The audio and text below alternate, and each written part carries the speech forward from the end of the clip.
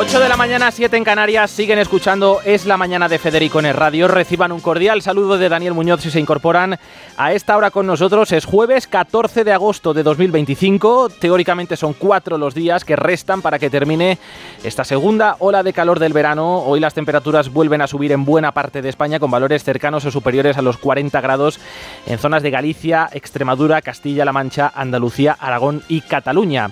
Estas dos últimas comunidades también amanecen en la alerta por fuertes tormentas. A esta hora en Madrid tenemos 23 grados, camino de los 37, la máxima nacional la ubicamos en Badajoz con 43, la mínima en Soria y Teruel con 16.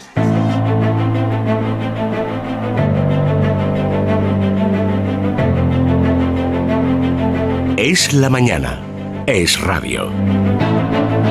Y antes de repasar y analizar las reacciones políticas de las últimas horas a la oleada de incendios que recorre la península de norte a sur, déjenme contarles cómo está la situación a esta hora. La peor parte se la lleva Castilla y León, con varias provincias afectadas, cerca de 20 focos activos y una cifra de desalojados que se aproxima a los 8.000. Es Radio Castilla y León, Tamara Hernández. Castilla y León sigue ardiendo a esta hora 15 incendios, de los cuales 6 se encuentran en nivel 2 en las provincias de Zamora, Palencia y León, mientras que 3 alcanzan el nivel 1 en León. De aquí son cerca de los 7.800 desalojados de los más de 10.000 de nuestra comunidad. Más de 1.500 efectivos trabajan a esta hora para sofocar los incendios en esta provincia.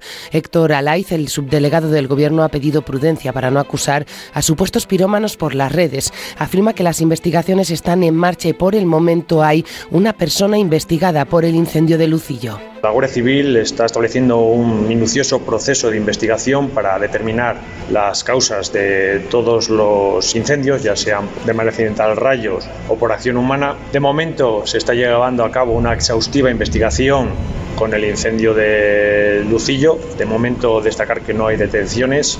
La parte más positiva la encontramos en Zamora, donde la lluvia de anoche, aunque escasa, ha servido al menos para enfriar algunos puntos calientes del incendio de Molezuelas.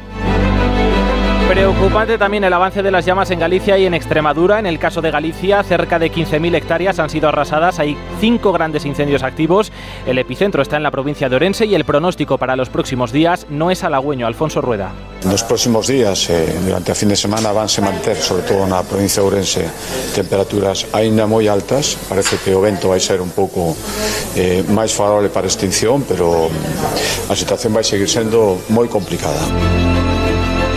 Además, hay malas noticias en la red ferroviaria. Renfe ha comunicado que sigue suspendida la circulación entre Madrid y Galicia, así que no ha salido el tren que tenía previsto salir hoy a las 7 rumbo a La Coruña, y es probable que tampoco lo haga el tren cuya salida estaba prevista para las 8 con destino Orense. Los pasajeros, por tanto, se acumulan a esta hora en la estación de Chamartín, cabreados por la falta de alternativas y de comunicación. Allí está nuestro compañero Matías Medino y este es uno de los testimonios que ha podido recoger.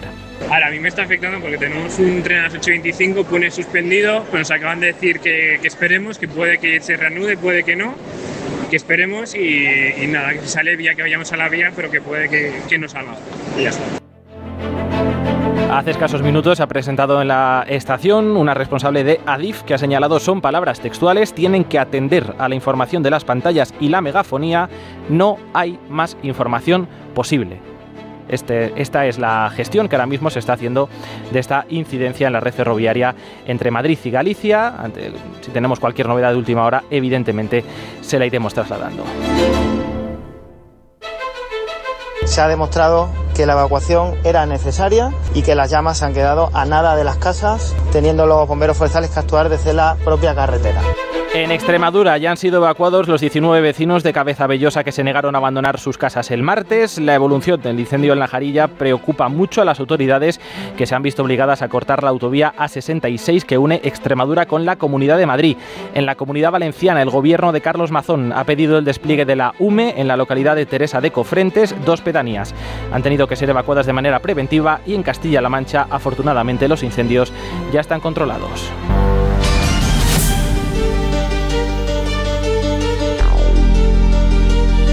Es la mañana, es radio. Y evolución de estos incendios al margen, si analizamos la emergencia en términos políticos, la respuesta de las distintas administraciones y el comportamiento, de las autoridades ante esta crisis, nos damos cuenta de que comparte muchas analogías con la Dana que arrasó Valencia hace ya cerca de un año. Uno tiene la sensación de estar viviendo algo muy parecido, muy parecido. Recuerdo, por ejemplo, perfectamente aquella mañana del 29 de octubre. No habían trascendido aún las dimensiones reales de la catástrofe, solo una pequeña parte, pero ya conocíamos que había muertos y se intuía que el alcance de lo ocurrido no era ni mucho menos comparable al de otras riadas. Esa mañana había pleno en el Congreso de los Diputados, una sesión además muy importante para el Gobierno, porque se sometía a votación la convalidación del decreto para renovar la cúpula de Radio Televisión Española. La magnitud que estaba tomando la catástrofe en Valencia o Letour nos hizo pensar que esa sesión se aplazaría. Incluso hubo un receso para que la mesa debatiera si procedía a seguir o no adelante con ese pleno. Pero finalmente, en contra de lo que dictaba la lógica, el sentido común y sobre todo la moral, ese pleno se mantuvo y se mantuvo solo para votar, mejor dicho, la toma del ente público. Pero bueno, vamos a ver, se ha suspendido el pleno en el que desgraciadamente damos la imagen de gallinero, de bronca permanente, que es el pleno de control. Se ha suspendido también el pleno de control porque el Gobierno, en lugar de estar aquí, tiene competencias y tiene posibilidades de actuar y por eso hemos decidido que el Gobierno se dedique a gestionar esas competencias para ayudar a la situación. Y tercero, no conozco ninguna empresa que haya suspendido hoy su actividad más que las directamente afectadas. Nuestro trabajo es legislar, que es lo que hemos hecho. Ustedes están escuchando el aviso. No entiendo el respeto selectivo a las víctimas. He visto muchas cosas en política. He presenciado muchos momentos de bajeza moral, pero creo que ninguno como este. Los servicios de emergencia no daban abasto para rescatar a personas y buscar desaparecidos, pero algunas de sus señorías consideraban que la prioridad era otra en ese momento. En paralelo empezaban a sonar con fuerza las primeras voces que cuestionaban por qué Carlos Mazón había llegado tarde a la reunión del CECOPI, qué había estado haciendo esa tarde durante todo el día y por qué en definitiva no había estado monitorizando la situación desde primera hora. También, en sentido contrario, los populares afeaban al Gobierno la desaparición de Teresa Rivera, del secretario de Estado, el señor Hugo Morán, o del propio presidente. Claro, es que ahí es donde tendrán que explicar. ¿Por qué no mandaron el mensaje hasta que no apareció el presidente de la Generalitat? Eso es lo que no quieren ligar. Pero lo que es evidente es que nosotros vimos al presidente de la Generalitat cuando ya se había mandado el exáler. No he visto que le hayan preguntado a la vicepresidenta, que tiene todas las competencias, la vicepresidenta Rivera, en dónde estaba comiendo. ¿Sabe por qué? Porque estaba entre París y Bruselas. No he visto tampoco que le pregunten al número 2 de su ministerio, dado que ella no estaba, al secretario de Estado, dónde había comido. ¿Sabe por qué? Porque estaba en Cali, Colombia. Este intercambio de reproches que tuvo lugar entonces es muy similar, por no decir idéntico, al que hemos asistido en los últimos días a propósito de los incendios. Óscar Puente, ya lo saben, utilizó Twitter para cargar contra Moreno Bonilla y Fernández Mañueco por no evaluar in situ la evolución de los incendios desde el primer minuto en sus respectivas comunidades autónomas, una polémica que seguimos arrastrando porque, lejos de rectificar, el ministro ha justificado esos ataques. Dicen que yo me he cachondeado de los incendios. No. Yo no me he cachondeado de nada, ni he hecho ninguna broma con nada, porque esto no tiene ninguna gracia. Yo lo que he expresado es mi indignación. Y hay quienes expresamos la indignación de una manera y otros la expresan de otra. Yo, generalmente, me sale la ironía y el sarcasmo. Y eso es lo que he utilizado en este caso. No todo vale. En política no se pueden utilizar los incendios como batalla electoral y no se puede ser ministro de España y jugar así con el dolor de la gente. También se da un cierto paralelismo con la Dana cuando analizamos y debatimos si, dada la gravedad y las dimensiones geográficas de los incendios, el Gobierno central no debería haber activado la fase 3 del plan de emergencias y haber asumido el control de la situación. Pedro Sánchez dejó entonces una frase que ha quedado ya para la historia: si quieren ayuda, que la pidan. Y ahora ministros de su ejecutivo, como el señor Grande Marlaska, se han manifestado en términos muy parecidos. El Gobierno central está listo para ayudar. Si necesita más recursos, que los pida. Si una comunidad autónoma, he de decirlo, entiende que no puede gestionar la crisis de su comunidad autónoma, la emergencia de su comunidad autónoma, con los medios que tiene ella a su disposición, de los que se ha dotado, y con los medios auxiliares que le damos el Estado y el resto de las comunidades autónomas, puede evidentemente solicitar que se declare una emergencia de interés nacional.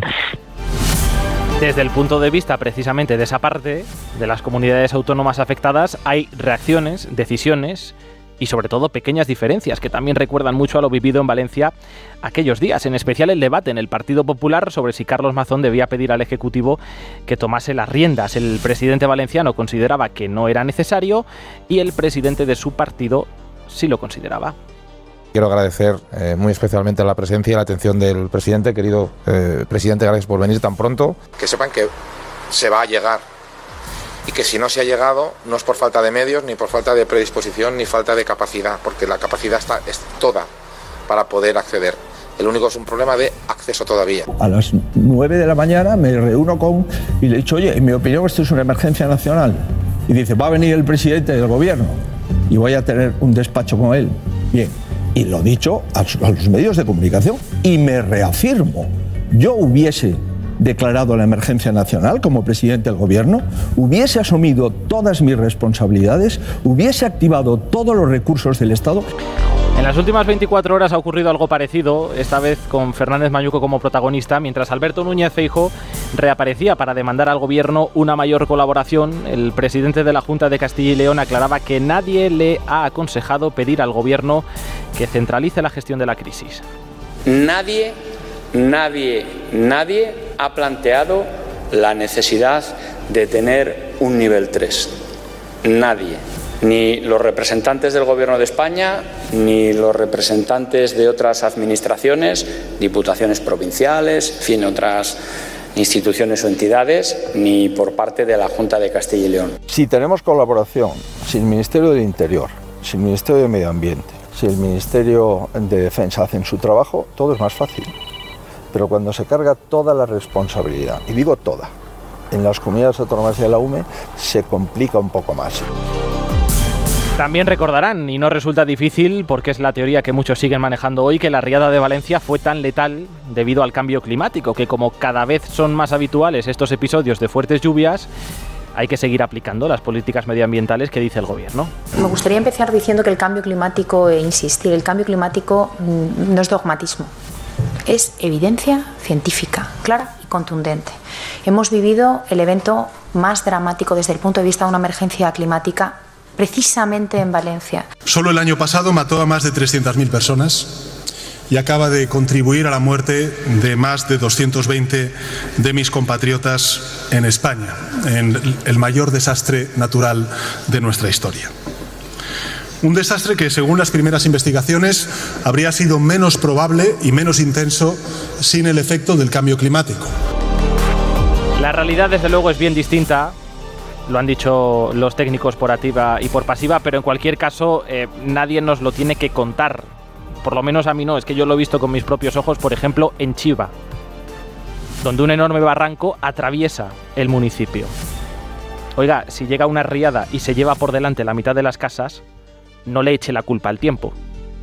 Si usted hubiera desviado el cauce de ese barranco tal y como estaba proyectado, por mucho que hubiera llovido, esas casas a día de hoy seguirían ahí. Pero ahora seguimos con la misma matraca. Los incendios también son culpa del cambio climático. El cambio climático es una realidad. España es especialmente vulnerable al cambio climático y por tanto negarlo o recortar en servicios de prevención antiincendios lo que hace es acrecentar el riesgo de incendios graves en nuestro país. Resulta que ahora el cambio climático tiene brazos y piernas, como los 25 detenidos que mencionaba ayer mismo su compañero Grande Marlaska como presuntos autores de los incendios este año. En fin, que no hemos aprendido nada, no hemos sacado ninguna lección de tragedias como la Dana.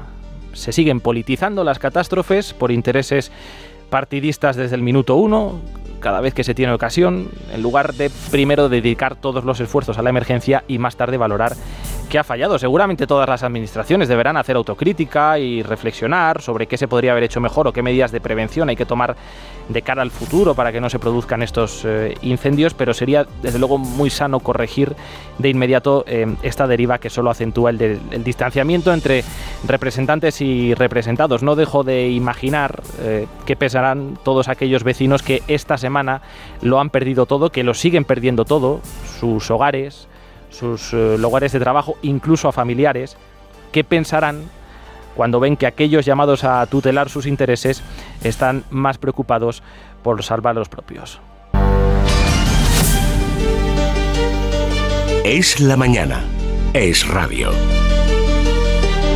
Desde su residencia en La Mareta, el presidente del Gobierno se ha limitado a advertir a través de sus redes sociales de que el peligro por incendios continúa. Solo ha interrumpido sus vacaciones en las últimas horas para acudir como convidado de piedra, como oyente, a una reunión sobre la guerra en Ucrania.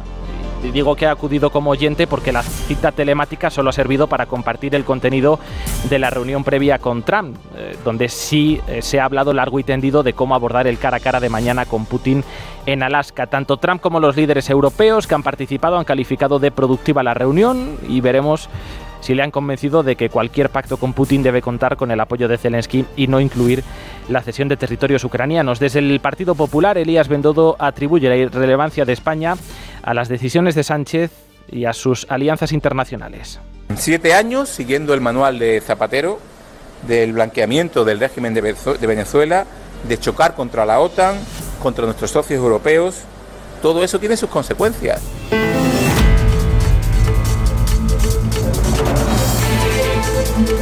Bueno, pues una de esas consecuencias, y a tenor de las informaciones que hemos leído en los últimos días, puede tener como principal damnificada a la localidad de Algeciras, cuyo alcalde me escucha ya, don José Ignacio Landaluce. ¿Qué tal? Muy buenos días.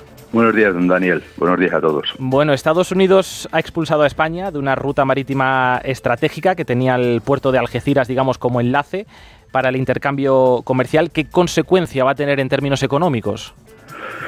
Si se confirma, porque todavía ningún documento formal ha llegado, pero todas las evidencias, como usted bien dice, Daniel, pues lo cantan y apuntan que lo que ocurrió allí en noviembre, de que rechazamos 2 barcos, se les prohibió por parte exteriores de que tocasen aguas españolas, bueno, y pues atracaron enfrente a 17 kilómetros en Tangermet, con 2 barcos que consideraba estratégicos en que no llevase munición ni armas de guerra hacia Israel.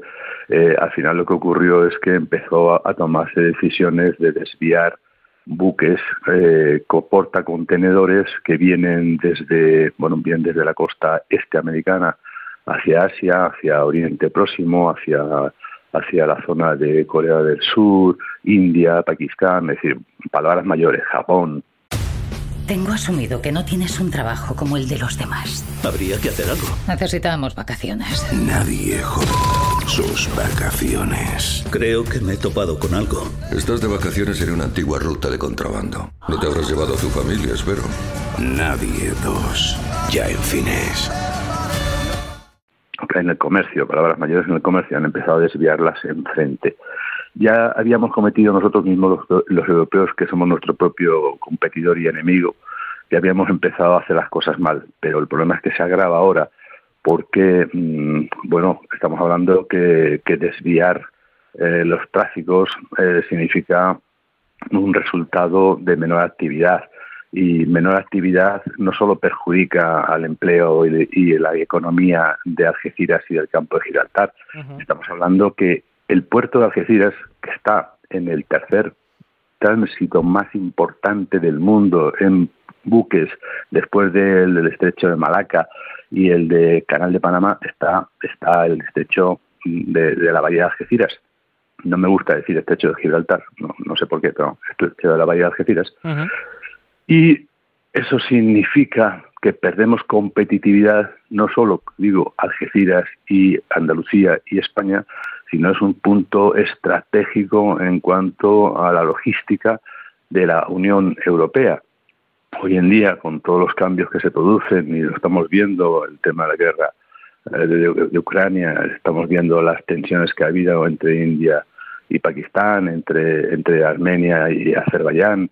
Es decir, no estamos exentos de vernos afectados por situaciones lejanas de nuestro entorno, ¿no?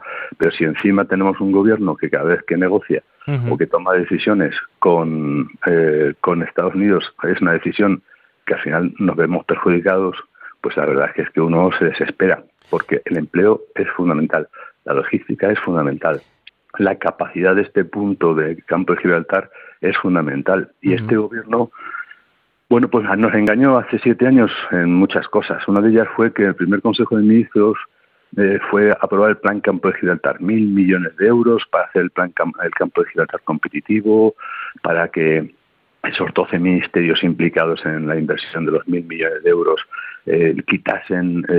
restasen negatividad al Brexit, que la zona más afectada de España tras la salida del Reino Unido de la Unión Europea era el Campo de Gibraltar, más lo que soportamos con el tema de Gibraltar, que es otro capítulo. Bueno, pues 1.000 millones que esperan desde hace 7 años Plan Campo de Gibraltar, seguimos esperando la ayuda tras el Brexit, y ahora, en vez de invertir en infraestructura, lo de ayer de Puente fue de traca, diciendo las puntualidades, vamos a Algeciras, el tren Algeciras, Bobadilla, Madrid, que lleva puntualidad, vamos. Bueno, al final lo que necesitamos, de verdad, pero no solo por el egoísmo de Algeciras o de España, sino por la propia Unión Europea, es tomar decisiones sensatas que no nos perjudiquen, que es que todo esto trae unas consecuencias muy negativas. Entre otras, no solo está eso, sino que vas perdiendo fortaleza en cuanto a la imagen de que somos el puerto. Algeciras, de los 1.200 puertos de Europa, es el primero en eficiencia, según el Banco Mundial, ¿vale? Pues ya empezamos a perder capacidad. El 10º del mundo en eficiencia, según el Banco Mundial. Pero con estas decisiones, al final nos están haciendo muchísimo daño, mucho. Mencionaba usted el caso de Gibraltar. El próximo 3 de septiembre, el presidente del Gobierno va a poner rumbo a Reino Unido para mantener un encuentro bilateral con el primer ministro Keir Starmer. Abordarán precisamente ese asunto, el acuerdo sobre Gibraltar que se firmó el pasado mes de julio. Antes de nada, de cara a esta reunión, la del 3 de septiembre, ¿el Gobierno central se ha puesto en contacto con ustedes para recoger sus demandas o sus necesidades? Nos ha reunido el ministro de Exteriores, pero mire, no nos ha contado nada, nos ha contado pinceladas. Después de salir de la reunión tú reflexionas, después de haber dormido y al día siguiente levantarte, te empiezas a dar cuenta de que te ha vendido humo. Es decir, que lo que sí está asegurado ahora mismo es toda la fortaleza que tiene Gibraltar, que lo va a hacer fijo en esa seguridad. Tiene todas las ventajas de estar fuera de la Unión Europea y tiene todas las ventajas de ser un socio de la Unión Europea a través de su coaligado España. Pero el campo de Gibraltar no se ha visto beneficiado. Aquí no ha pasado nada. Lo único que ha ocurrido es que Gibraltar está de dulce, y además asegurando su presente y su futuro. Nosotros no. Y después resulta que ponemos medallas de la encomienda de Isabel la Católica a todos los que han negociado, no sabemos qué. No se ha hecho un acto público, se ha hecho a escondidas. ¿Por qué? No nos dan el reglamento que debe de realizarse para desarrollar el acuerdo, que tampoco conocemos todos los extremos. Es decir, nos están contentando con que se va a quitar la valla, la verja, y vamos a poder transitar libremente. Muy bien. Eso me parece a mí que nos va a traer comodidad a nuestros trabajadores transfronterizos, pero nos va a hacer un roto en cuanto a la capacidad que va a tener todavía Gibraltar de colonizar el campo de Gibraltar. No una zona de riqueza, de prosperidad compartida, como todos exigimos y necesitamos, y es de justicia, no. Hay un dicho aquí, lo utilizo con frecuencia: no se sientan a desayunar España y los gibraltareños, o el campo de Gibraltar y los gibraltareños. Los españoles ponen las tostadas, ponen la manteca, ponen el café. Los gibraltareños la untan la tostada por los dos lados, desayunan bien, se levantan y se van. Se lo han llevado todo. ¿Cómo es la relación y la colaboración con las autoridades gibraltareñas?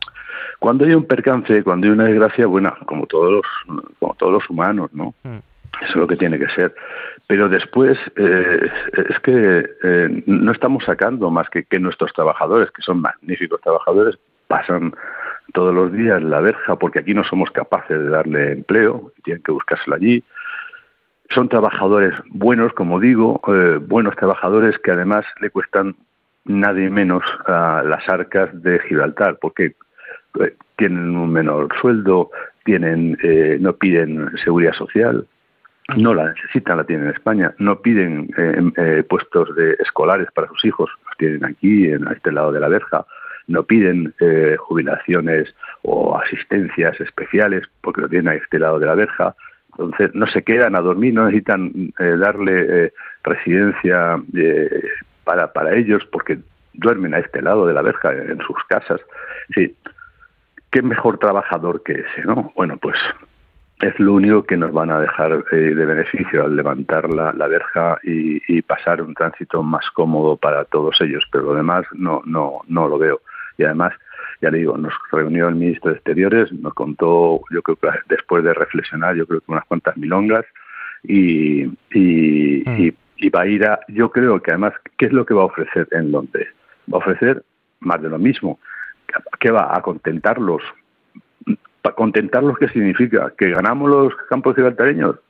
No, que ganan los gibraltareños. Un par de asuntos más, alcalde. Hace unas semanas una delegación de eurodiputados visitó Cádiz para comprobar cómo se combatía el narcotráfico. El próximo mes de febrero se van a cumplir 2 años del asesinato de 2 guardias civiles en Barbate, un crimen que desde luego conmocionó a toda España. No sé si ha cambiado algo desde entonces, si se han reforzado los medios o si sigue siendo uno de los puertos de entrada a Europa más sencillos para estos delincuentes. Nos faltan guardias y policías y miembros de vigilancia aduanera. Nos siguen faltando, el catálogo no está completo. Y de hecho, los compañeros tienen que desarrollar un trabajo mayor que en otras zonas de España, porque no solo estamos a 14 kilómetros de las costas de Marruecos, sino que bueno, pues aquí hay más tránsito, más actividad y bueno, pues tratan de colarlo por donde más actividad hay para pasar más disimulados.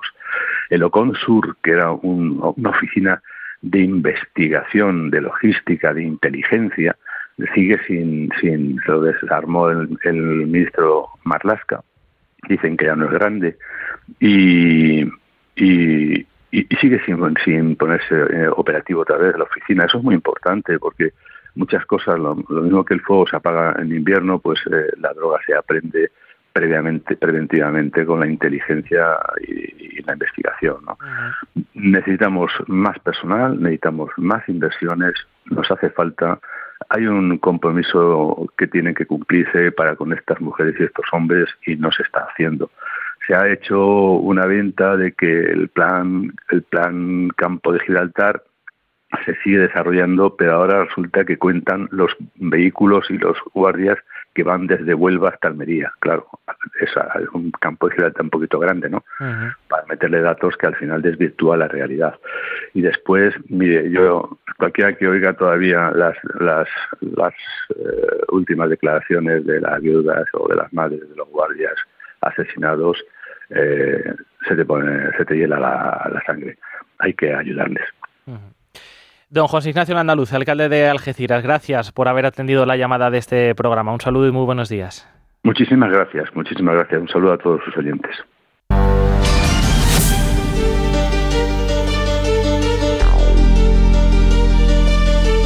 Es la mañana. Es radio. En un minuto alcanzamos las 8:30, 1 hora menos en Canarias. Sergio, ¿qué tal? Muy buenos días. Muy buenos días. Vamos a repasar rápidamente otras noticias. Ya tenemos fecha para la reunión entre Pedro Sánchez y el presidente canario Fernando Clavijo. El presidente del Gobierno se reunirá el próximo lunes con el presidente canario, con Fernando Clavijo, para abordar, entre otras cuestiones, la crisis migratoria. El encuentro coincide con el enfrentamiento abierto entre el Ejecutivo Insular y Moncloa por el polémico reparto de menores, paralizado al menos hasta la próxima semana por la improvisación del Ejecutivo Central.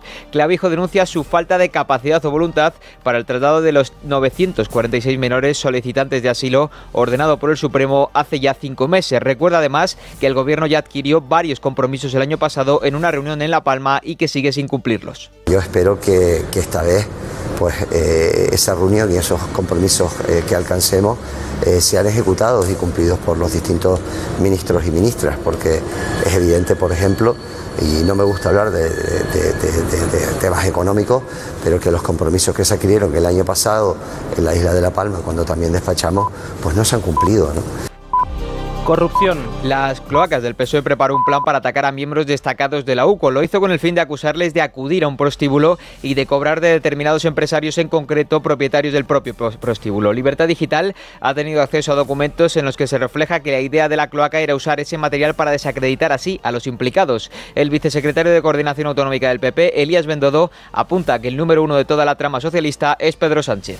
Toda trama tiene su fontanero, en este caso, que es el que hace el trabajo sucio. Toda trama tiene su contratista, que es el que organiza y reparte encargos. Y toda trama tiene su arquitecto jefe, que es el que dibuja el plano del chanchucho. Leire era la fontanera, Cerdán era el contratista, y queda por despejar la X más importante. ¿Quién era el arquitecto? Que era el número uno de la trama. Y a mí me huele, tiene toda la pinta de que ese número uno, porque lo hemos leído en los sumarios, se llama Pedro Sánchez.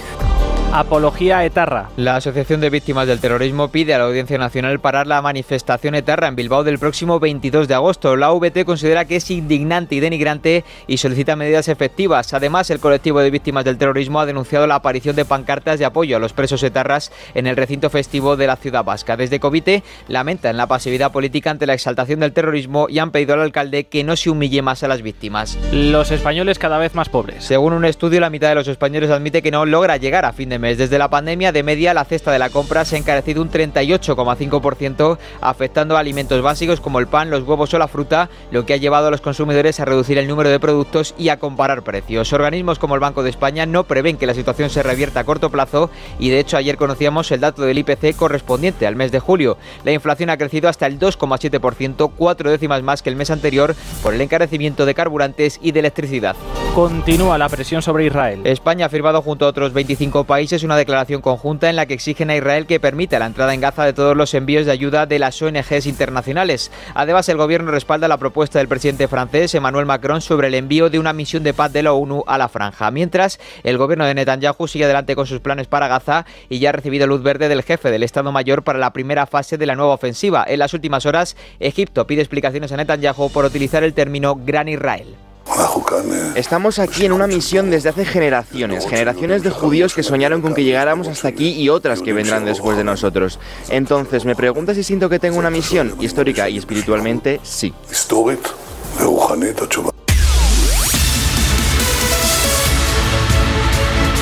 Y en deportes, remontada sobre la bocina del Paris Saint-Germain en la Supercopa ante el Tottenham. Perdía 2-0 en el 85, forzó los penaltis en el descuento. Hoy presentación de Franco Mastantuono con el Real Madrid a la 1 del mediodía. Por otro lado, la Liga da el visto bueno al parte médico de larga duración de Ter Stegen y el Barça inscribirá a Joan García. Además, el presidente del CSD, José Manuel Uribes, se pronuncia sobre la posibilidad de jugarse en Miami el Villarreal-Barcelona y señala que estudiarán la demanda del Real Madrid. Cuando veamos los argumentos y veamos las normas, tomaremos una decisión. Y tenemos que ponderar los argumentos, ver también cuál es el papel del CSD, si tenemos alguno de acuerdo con las normas, para ver si, de acuerdo con nuestras competencias, pues podemos o no podemos tomar alguna decisión. Es la mañana. Es radio.